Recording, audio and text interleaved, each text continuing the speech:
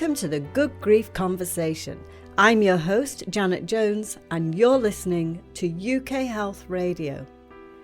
This programme brings you honest, gritty, emotional and inspiring conversation around a subject that affects all of us, yet is still very much taboo. So join me now for this inspiring Good Grief Conversation.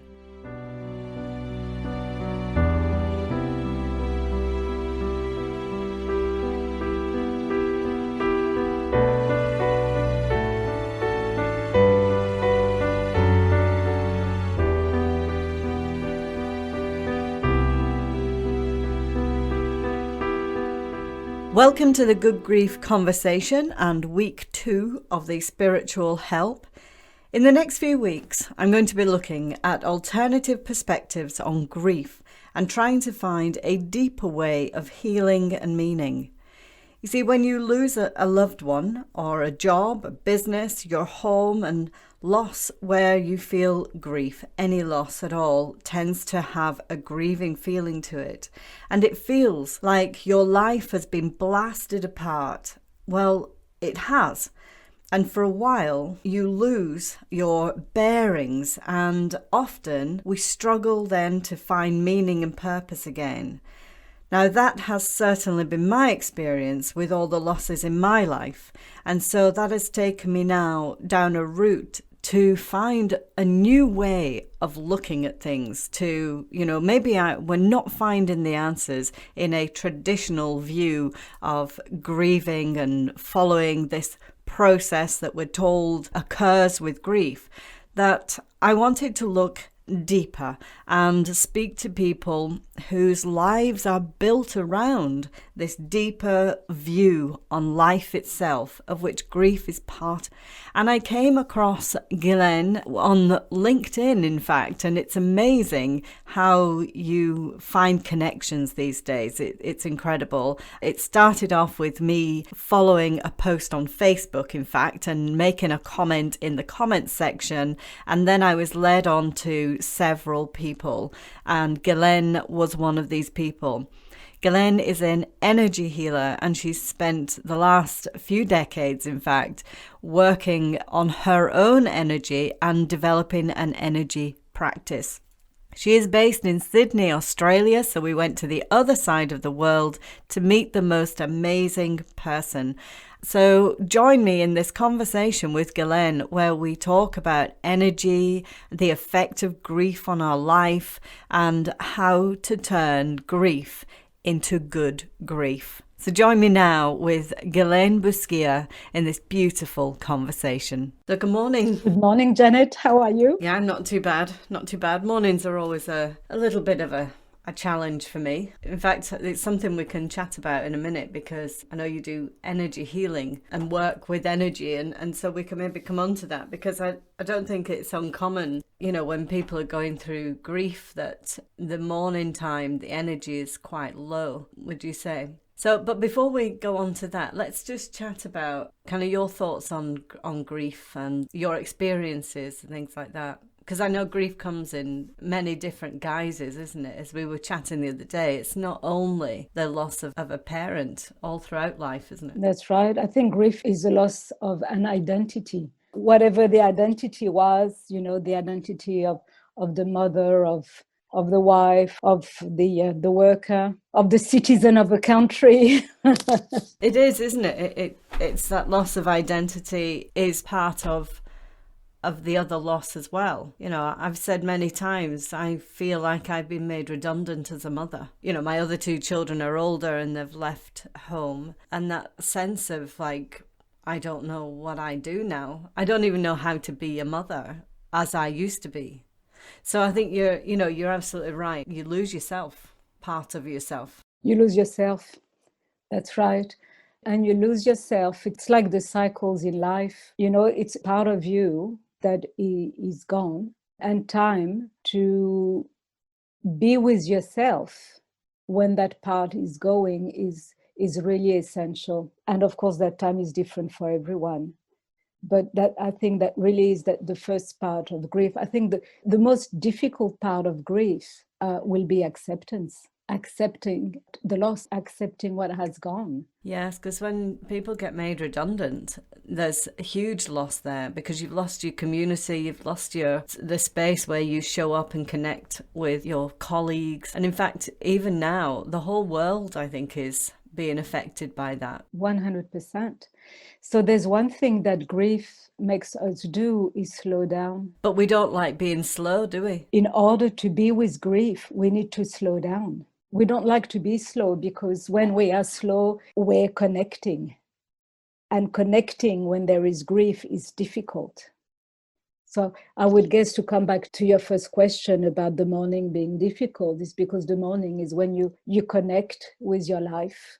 I remember in times of grief, I would wake up and then there would be like a little moment until the reasons of my depression, the reasons of my grief will come and hit me. But what was interesting is when I noticed that actually there was a moment before the circumstances hit you of what is going on in your life, that just that little moment.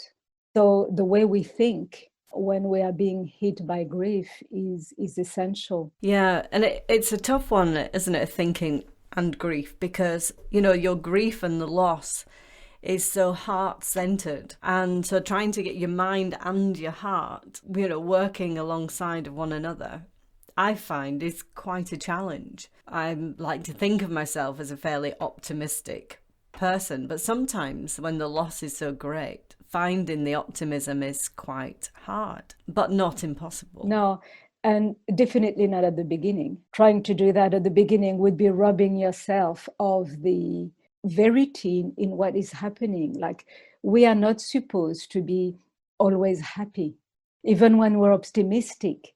That's, And even when you're on Facebook. And yes, yeah. But I think that's where people get mixed up around acknowledging their state of mind. That doesn't mean that the state of mind has to be positive. It just means that this is how I'm feeling, and I'm acknowledging, and I'm having time for myself, and I'm having time to be there for myself. And whatever that means, it will be very different for people. Because time with yourself can come in many different guises, can't it? It can be a walk, it can be sitting crying, it's just having the space to be with yourself. Quite often we want to change that. Consuming our time being with other people helps us to avoid the pain. And that's okay. There's no rules. And if the truth of the moment is the avoidance of the pain, then yes, absolutely, go for that. But then at some point you've to face the pain, because the Buddhist saying that the only way out is through. I think in order to face the pain, there's a little bit of a distance, because the pain is facing us.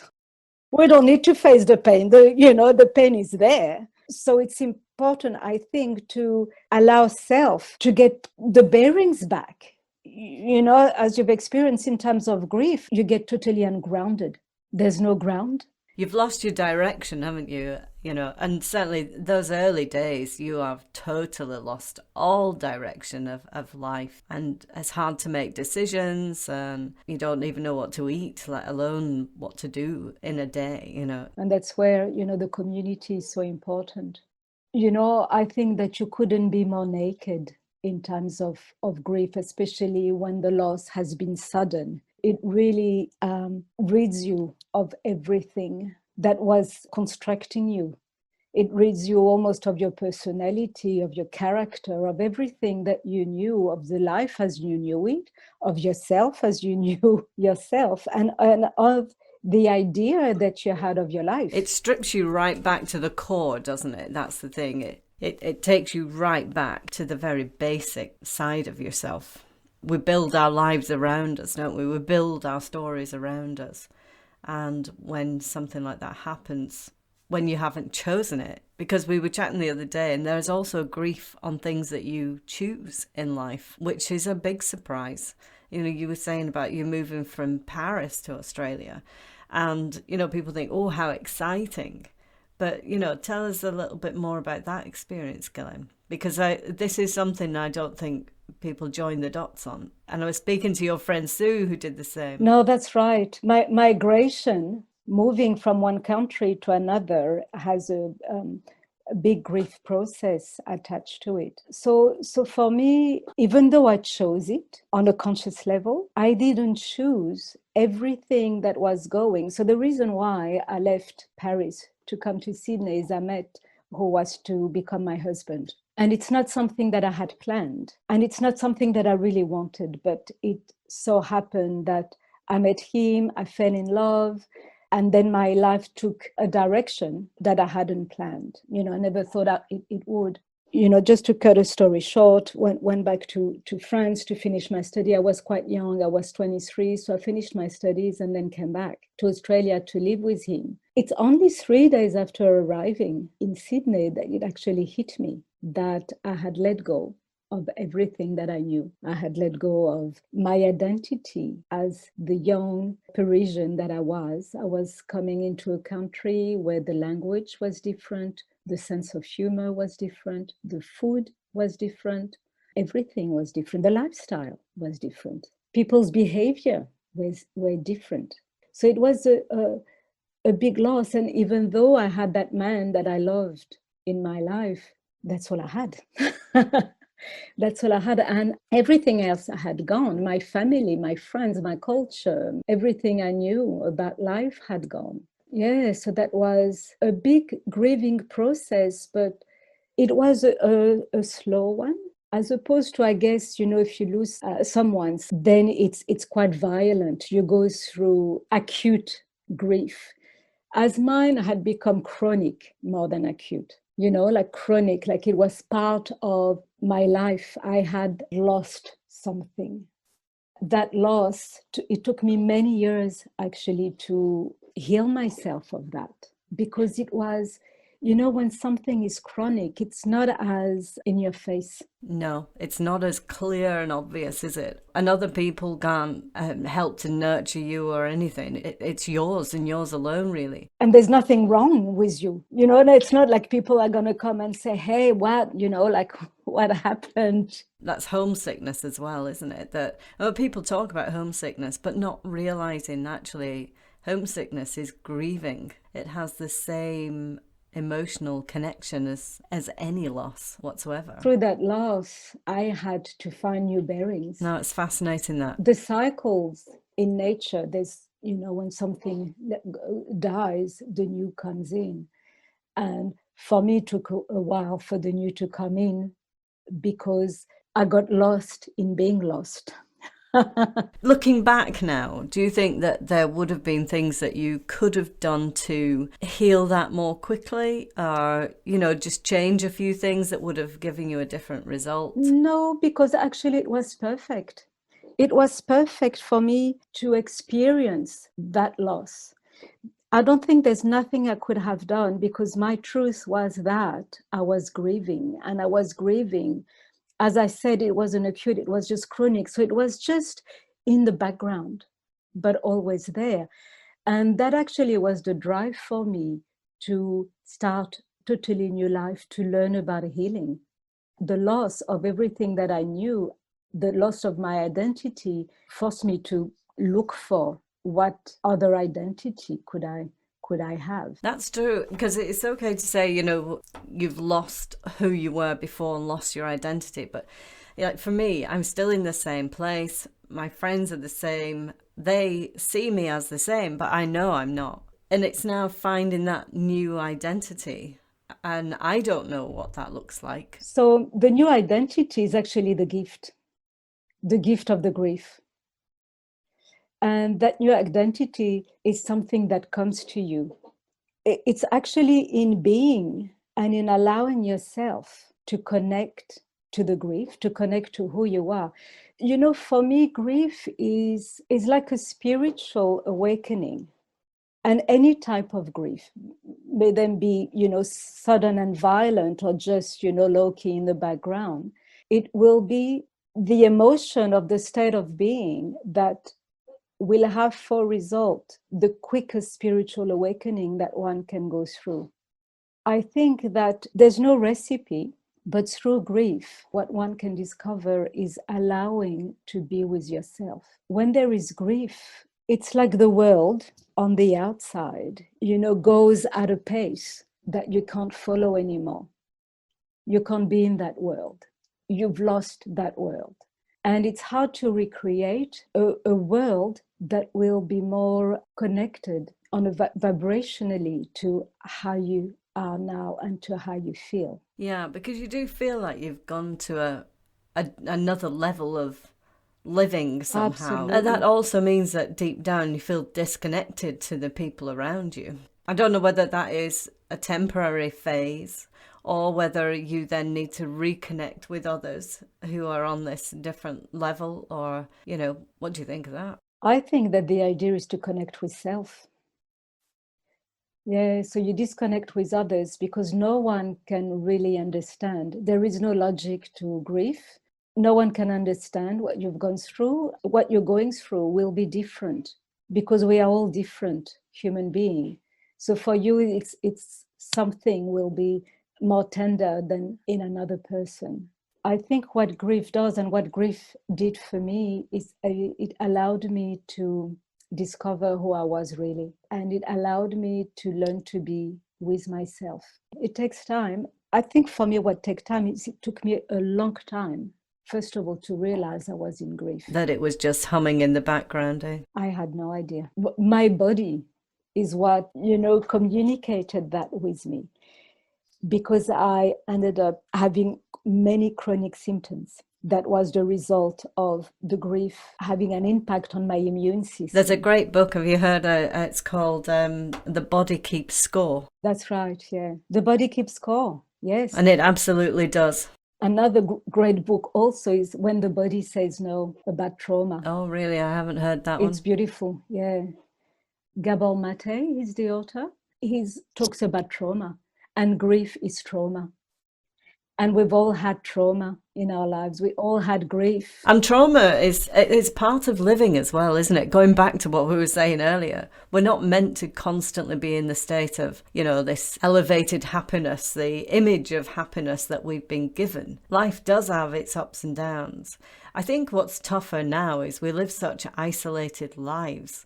Whereas in years gone by when we were in community, there were people around helping to nurture you also. Whereas now you have to do all your nurturing yourself, which is a good thing and it's a bad thing too. Yeah, I think community now is different. It's not so much the people that, in the old ways, that would come and look after you, even though that is still happening, that kind of community. But it's now reaching to further, it's like, well, we're a community. I mean, we've only just met, but I feel like we're friends already. Absolutely. So the community now is different. And, in nurturing, and what grief sometimes allow us to do is to open ourselves up to be nurtured. So, because you're vulnerable. Sometimes grief has that, it's like a baseball bat that hits you, and so you're all broken. Then you have to reconstruct who you are. And you have the choice then to let go of actually what was there in your personality, in your life, that wasn't true to you.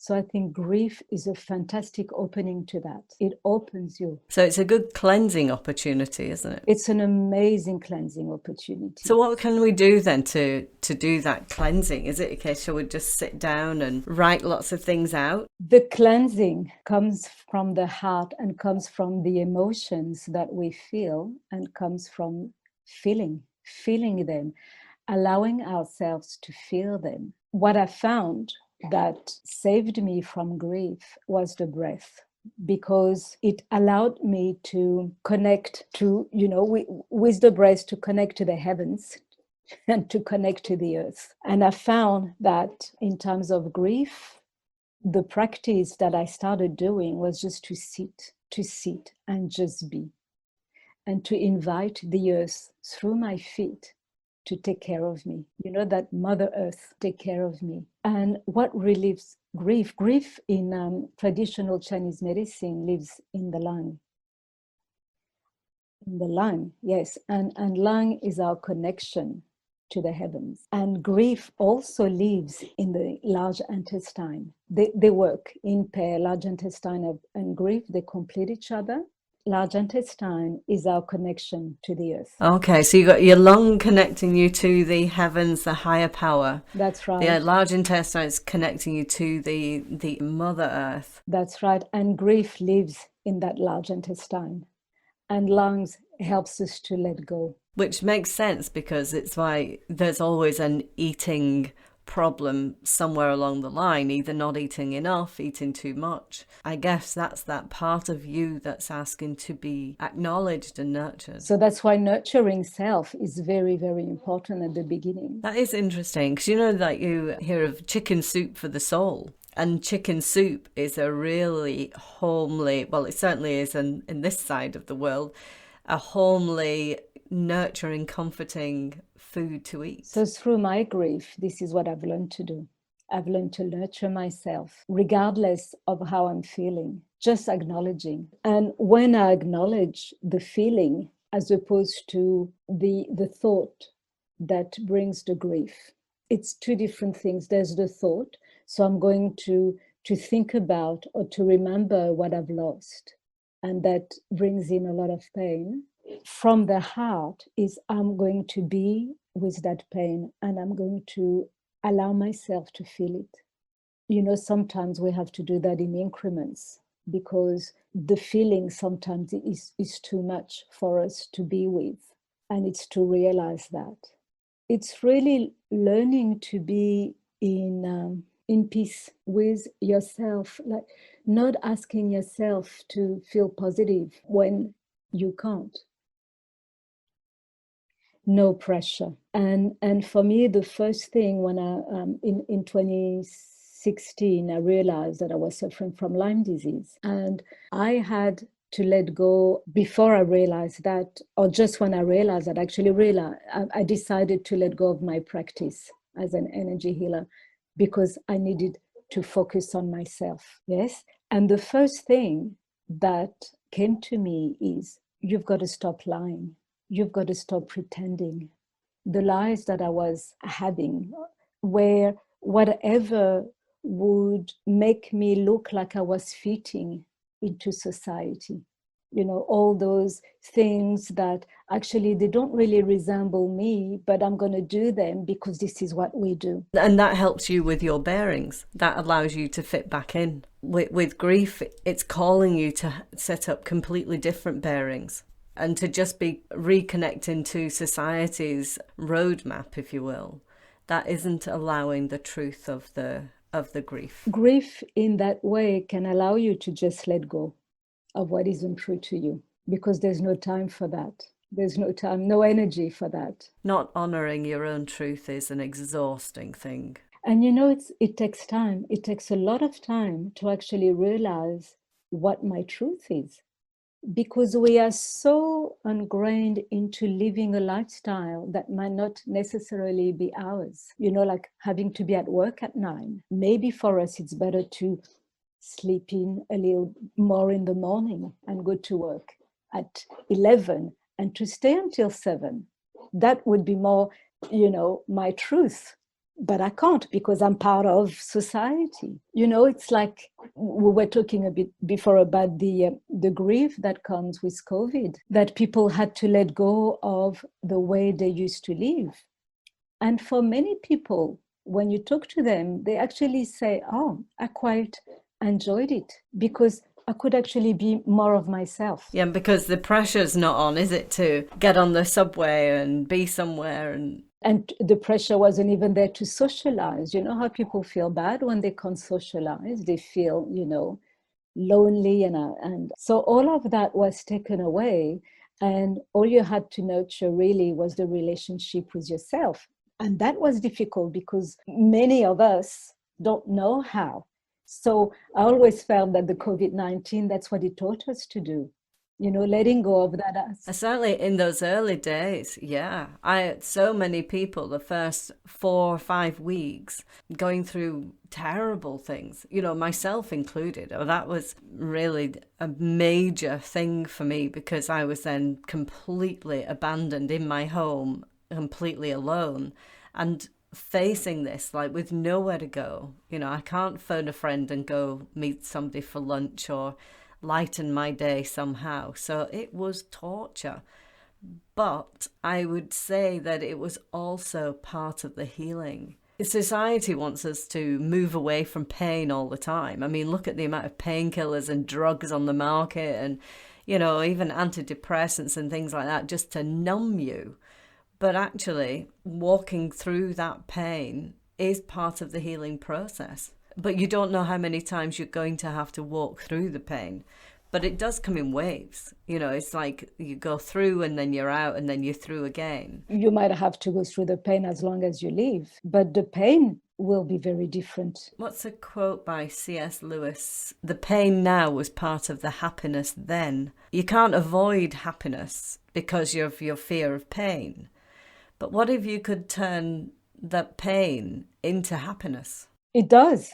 It actually happens that the pain transforms into well-being. How does that happen? That, through grief, through acceptance of what is, through letting go of what isn't true to you, all the actions, all the words, that you create a connection with yourself that maybe you didn't have before. I'm just writing all this down. This is really good. Find your truth, learning to letting go, and that will then give you the greater connection to yourself. So grief is the pathway to know who you are. You won't know who you are through happiness somehow, because grief slows you down.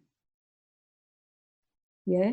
And that's why it's really important that when you feel grief, you allow yourself to slow down. And that's also interesting when you look at what is going on in the whole of the world at the moment that has slowed down. And now people are now looking at the world and all the wrongdoings. And there are so many protests going on because it's actually giving people the chance to look at what the truth of our society has become. So maybe this is going to bring on, greater change than we could ever have imagined. And so if grief leads to good things, then this is going to lead to some really good stuff. I think we're, in our society, we're addicted to good things as we're addicted to sugar.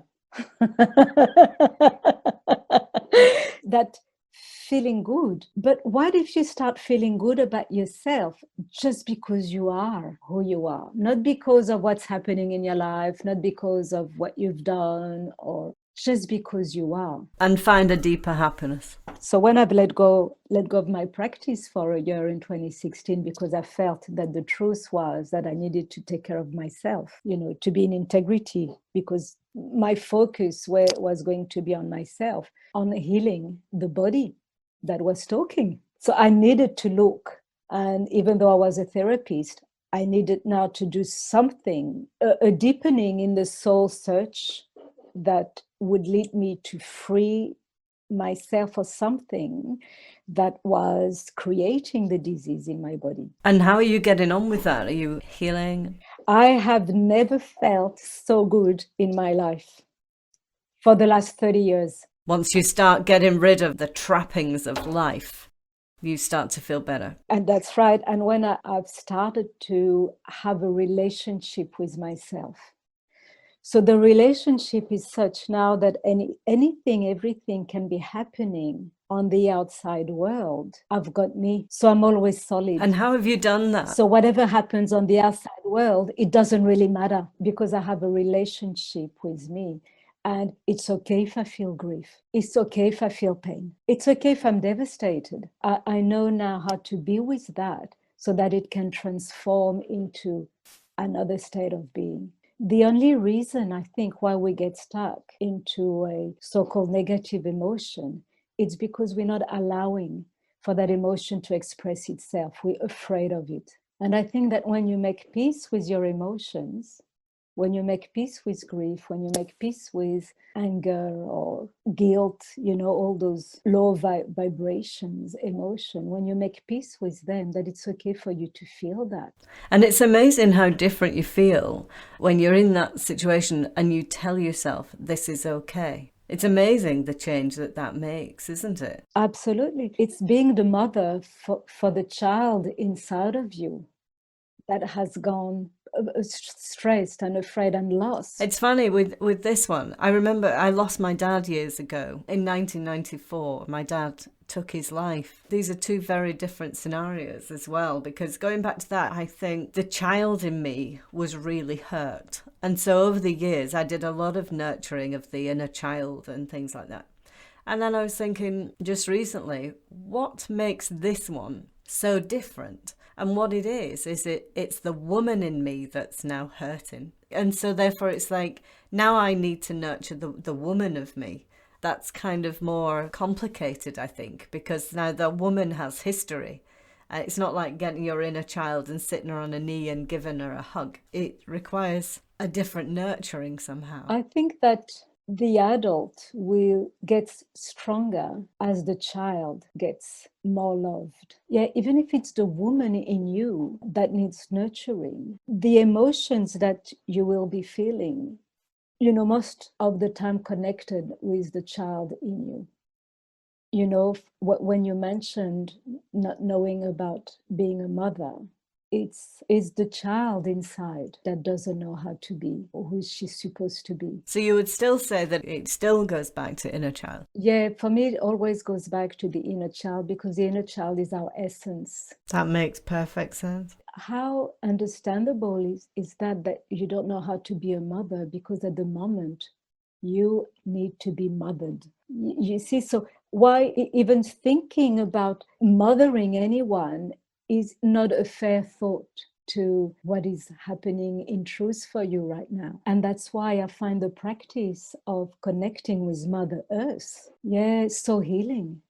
Because when I connect with her, then I don't need to do anything. Being a mother, there's a doing in there that you can't do. Like you do energy healing and stuff. That energy, I forget who it is. I've read a few times now, there's this, it's a conscious energy table.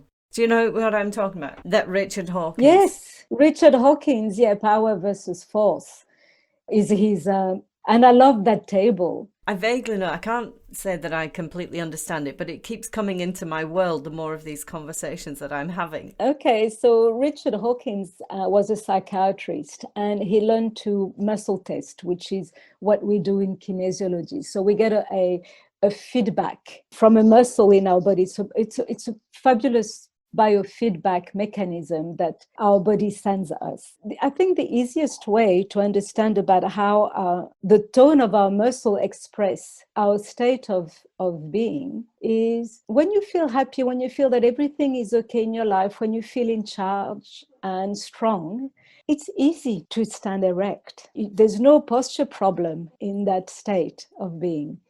When you feel discouraged or hopeless, helpless, despair, it's really hard to maintain a good posture, because all your muscles have weakened in a way. That's how the principle of muscle testing works. So something that is good for you will give a strong muscle indicator. So how do you do that? Can you do that on yourself? Or do you need something? You can do that on yourself, yeah.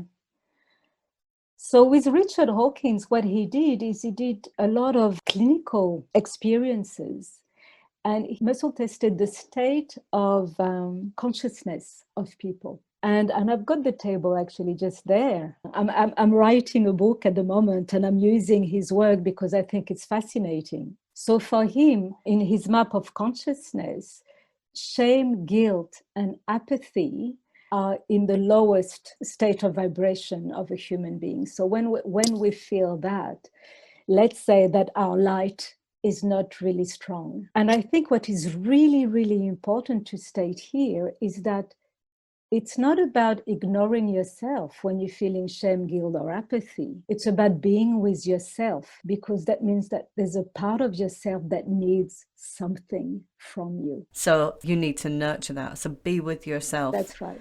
Get Yes. grounded and give nurture to those experiences. Because they are awful feelings to feel. And they don't really get you anywhere. And they don't get you anywhere. Because when I look at the charts and as it goes up, the numbers get higher. And then, like everything, it then becomes an aim. So then you go, oh, but now I'm feeling that. So now I feel even worse because I now know I'm on the lower end of the scale. So we've got to be careful of that. That's the ego getting involved, isn't it? Absolutely. It so doesn't work like that. It's not a binary system of good and bad. It's just a system of what is. In his map of consciousness, it's actually really interesting to notice that you come into the green, into the positive conscience, is courage. Courage is what gets you there. Courage to feel shame, courage to feel grief is what is going to take you out of that. So he talks about apathy, and apathy for him is one of the worst state, because there's nothing that happened. It's like almost, being dead alive. And grief is what starts the whole process of the movement in the body. He says, and I know in my practice also, when somebody starts crying, that healing is going to happen. So grief is really important in the healing process. I hear a lot of people saying, but I haven't cried yet. Is there something wrong with me? There's no rules. And sometimes the crying happens 20 years later. Because in order to be able to cry, you need to feel safe enough. You won't cry. You won't be able to allow yourself to cry if you don't feel safe. So that means if the nurturing is not in place, if you don't feel that you're being carried. So carrying by Mother Earth, carried by friends, carried by your own gentleness, but you need to feel safe in order to be able to cry. It is part of life. But one of the lovely things that you've said there is that grief is the pathway to knowing who you are. And that, I believe, is our reason. I think that's our purpose. We're always looking for purpose elsewhere. But actually, I think the purpose is to know who you are. Yeah, here I am jumping on my chair because yes. Yeah, you've got it. This is it. You've got it. The purpose is not what we do. The purpose knowing who is you to are. improve the relationship that we have with ourselves. It's to allow love in. And be love. Allow love in and be love. And be love, yes. Without moments of grief in our lives, we're not going to be opened up to let the light in, are we? As tough as that feels, and obviously the severity of the grief, and like you were saying, when it's a trauma and the instant change of a life, it is punishing beyond belief. But just to keep the faith and just know that your grief is going to turn good. And know that what goes with grief is loneliness, feeling alone, especially when we've lost someone. It's actually to realize that you are not alone, that love consciousness is all around you. And in times of grief, if you can open yourself to receive it, it's a lot easier for us to give love through actions than to allow ourselves to be and to receive love. Oh, it's so much easier to give than it is to receive. So much easier. And grief can open you up to receive that. I've reached points like I have to surrender to receiving. Certainly in the early days, there was nothing to give of me anyway. And it was only through other people's receiving or receiving from others that I was able to build up my inner strength so that I can now give again. It's a tough lesson to learn. We are really givers rather than receivers. Absolutely, because it's safer to give than to receive. In order to receive, as you said, you need to put yourself in a state of vulnerability. Which we all want to avoid, really. Because being vulnerable is quite scary, but it's powerful. And I guess that's where the courage comes in, It's the courage to be vulnerable, to open up and sit with yourself. You know, and when I was talking about before about all the lies, the things that we do that are not ourselves, the masks that we put on in order to feel accepted, in order to fit in. Or even to cover our pain as well, to cover up. All of that, it's through the vulnerability of learning to receive. And I want to say of the humility also of receiving. You know, and that humility has to do with acceptance. And I think there's a thought that can really prevent acceptance and humility and vulnerability is to think that something is wrong, something has gone wrong. All those kind of thoughts, you know, all the regrets, and is a real prevention to allowing yourself to relax, because those thoughts, they keep you contracted, they keep the body contracted. And when the body is contracted, there's not movement of emotion, so the emotion gets stuck. And there's not movement of oxygen either. So when your body's contracted, there's not the same oxygen flow, and so it's all connected, isn't it? The physical and the non-physical. You know, it's Eckhart Tolle. Life will give you whatever experience is most helpful for the evolution of your consciousness. How do you know this is the experience you need? Because it is the experience you are having at this moment, as hard as it can be to accept. But this is it. And it's there for the evolution of your consciousness. Yeah, and it can't be any other way, but it's the pathway, and not to lose faith and just know that, as Eckhart Tolle, it is the way that it is. You know, it was part of your son's soul contract to live at this time. And how amazing that he left doing something that he loved. And for me, this is absolutely amazing. And that so his life continues into what he always loved doing. Yeah, hopefully that meant that he moved on as a happy soul, you know. And that's all you can do, is to hope that life has continued happily for, you know, our loved ones that have passed. I do occasionally say about losing Murray, and I don't really mean losing him in the physical sense, whereas I do know that he's passed into another space, another realm, or I do sense that.